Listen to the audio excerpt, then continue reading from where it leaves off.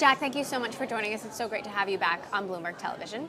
Thank you. So the Secretary General, UN Secretary General, asked you to stay on for another year advising on how tech can help level the playing field for small business. Yeah. What's your vision for that? How do we do that? I think the world is shifting from big companies to small companies.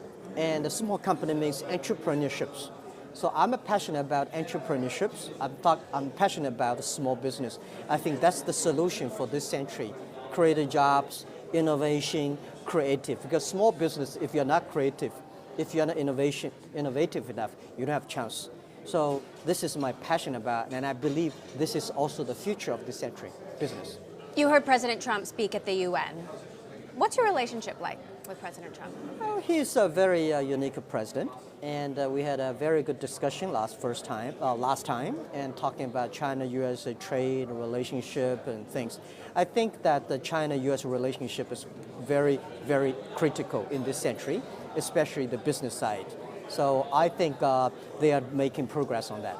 Really? Because, Trump's top trade negotiator just called China an unprecedented threat. The president blocked the takeover of a U.S. chip company, Lattice, by a Chinese private equity firm. What do you make of those moves? Well, that happens here and there, and now and then when. And I think this is a way that if you see that optimistically or positively, there are conflicts, and they should understand each other better. So I think the next 2 years there's a lot of conflicts all the time, but that whether it will be a fatal disaster, whether it's going to be things, it's rely on the wisdom of the leaders. What about his tact on North Korea when he says the U.S. will totally destroy North Korea if they threaten us? Is that the right approach? I have enough headache of myself, my business, because when I hear about that, I say, oh yeah, this is for people like us, we want a peace. We don't want people killing, but of course we care about the nuclear weapons that's going to destroy massive things. But I think this is, as a business people, I focus on creating jobs and doing good things, and the government have to do their right things. So how about when it comes to your business in China? President Xi Jinping has been taking more steps to put restrictions on the internet. This is your business. What do you make of that? You really feel that? I think not necessarily. Well, the shutting down of the VPNs is just one example of late. Okay, yeah. Well, we probably see a different view on that, because this is the way I see business. 18 years ago, in the past 18 years, this is our 18th year anniversary. For the past 18 years, I got questions by this China internet censorship and this and that all the time. But I am the first internet guy in China since 1995. We see the American has been enjoying democracy for 250 years, and China just started like in the past 30 years. I would say past 30 years, China is learning a lot of things, is making progress. For these things, if there is a controlling here and there, it's like 3-5% issues. So what we should do is focusing on 90-95% of the positive things. And I think when the government, what shall I say? The governing or regulator of the internet is such a new thing to any government. People like me, I've been talking to thousands of hundreds of government officers every year, because I think it's my responsibility to tell them, don't worry about it. This is the way to do it, how to do it. So I never complain, and I try my best to educate them. So you think they're ultimately going to be on the right side of history, the Chinese government? Obvious. I am 100% for sure, because nobody can stop this technology revolution. Everybody's learning how to govern, how to regulate. Yesterday, you celebrated the 3-year anniversary of Alibaba's IPO. Yeah. Congratulations. Thank you. Amazon and Alibaba, the market caps have kind of been flirting with each other.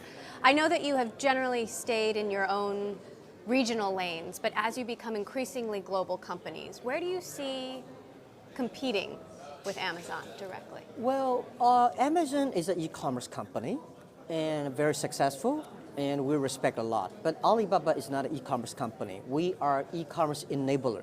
We are e-commerce infrastructure builder. So, as I said, people may like it. I say, our job is to enable more companies become Amazon. So when we see Amazon is doing a good job, is successful, we're telling everybody, e-commerce works. So we're not necessarily competing, but investors and the journalists always put like competitor, because I spent very, very little time studying how can we compete with Amazon, is how we can learn from Amazon that empower more business can be more efficient on internet time. They recently bought Whole Foods. You have been investing in groceries for a long time. Yep. I'm curious where you see similarities and differences in your strategies. Yeah, we said in China, in the past 15 years, we grow so fast on retail. A lot of people say, well, we destroy retail, traditional retail. So the question we started to think about 5 years ago, destroying retail is not our purpose. Our mission is helping doing business easier. So we cannot helping the new retailer destroy the old retailer. So we say, how can we using our technology, our data, our market power to help in the traditional retailer? So it's not by destroying them. We want to enable them. So that's why we invest and buy a lot of traditional supermarkets, malls. We want to learn, and then we want to help more. This is the opportunity. Alibaba is trying for a third time to get approval for the MoneyGram acquisition, U.S. money transfer company. What's plan B if that doesn't happen? Well, I cannot actually, honestly, I leave this job for the Ali Enter Financial, Ali Payne to do that. And today, I cannot make comments because I know so little. They are applying for the third times. So I cannot make a comments about that. I trust the world is going to be more open-minded, and the globalization should not stop it, and protectionism will stop. But today, for this period, it takes time for Chinese company and the American government or government to communicate, and some frictions will be helpful. You've said that Alibaba will create 1 million jobs in the U.S. by 2021. Tell us more. How many jobs so far? What kind of jobs? Well, we think in 5 years, we started to agree last year, so in 5 years, we'll create 1 million jobs. We want to enabling more small business in America, helping them to sell products to China, helping them sell products to Asia, which we are pretty good at that. And we think in China, we created 33 million jobs. So each business, if they are online, they can create at least 3 jobs. So we hope that we can help 1 million small business in America. They can list on Alibaba site, and we help them to sell to Asia, to China. We had a successful Detroit conferences. We start testing, and I think we'll probably gear up next year. Last question. You've said Alibaba has a 3, 5, and 10-year plan. What are those plans now? Well, we are working on that, and we have not only 3, 5, 10. 3 years is the plan, and 5 years is the direction, is the strategy direction, and 10 years the vision, 20 years. Yeah. So we always have to think about the future, because since 1999 when I started the business, I said doing business on the internet, e-commerce, is like a 10,000 meters marathon running. So you should have run as fast as a rabbit, but you should have as patient as a turtle.